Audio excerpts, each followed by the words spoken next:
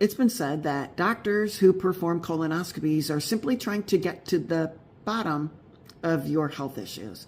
Now, you might think that's a bunch of crap, or you might think that's real. And yes, these are puns and they were intended. But let's talk about colonoscopies. What are the reasons why we do a colonoscopy? Simple fact of the matter is we try to look for cancers. We're going to identify polyps, whether or not they are pedunculated, hanging from a stalk, or sessile, like flat ones, or in their dome-shaped, which are likely a little more serious. But what else can we find from a colonoscopy? We can find out if you have diverticulosis. We can determine if you have internal hemorrhoids. We can determine if you have ulcerative colitis or Crohn's disease. We can see other inflammatory conditions. The results are really what matters, right?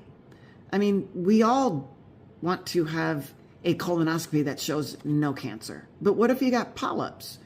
If you have a polyp and it's removed, they'll send it in for a pathology report. If it comes back negative, you'll likely be seen back in 5 years. If the polyp showed signs of maybe precancerous cells, you might have a return appointment in a year. If a cancer is found, you guys, you have to decide how you're going to move forward, okay?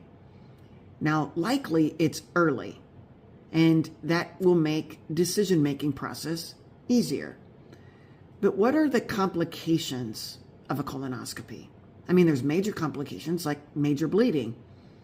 There's worst case scenarios, they perforate or tear your colon lining. How often does that happen? Maybe 3 to 5 people per 10,000 colonoscopies. Major bleeding is a risk factor. That happens in maybe 10 to 12 cases per 10,000 people. Anesthesia reactions, pretty rare, but they do happen.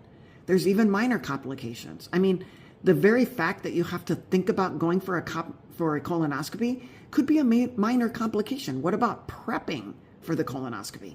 That's a minor complication.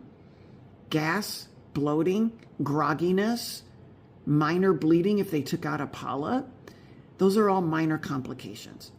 You guys, at the end of the day, you have to decide whether or not you want the colonoscopy. Guidelines say get it at the age of 45 and above, okay?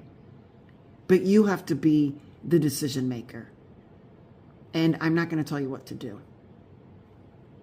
I'm trying to provide you enough information to make a good decision for you. So hopefully this answers a lot of your questions. You guys have a great day. See ya.